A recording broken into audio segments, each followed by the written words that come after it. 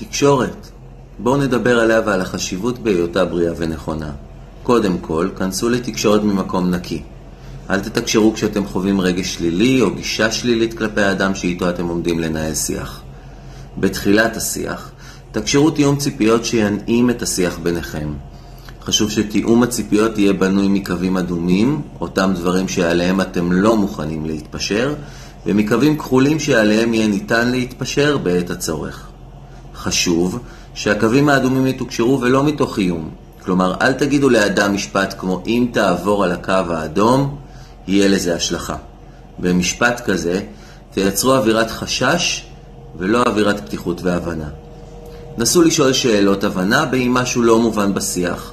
כשאנחנו לא שואלים שאלות כאלה כשמשהו לא מובן, אנחנו הופכים את השיח שלנו ממייצר בהירות לכזה שמעמיק תחושת בלבול וחוסר הבנה.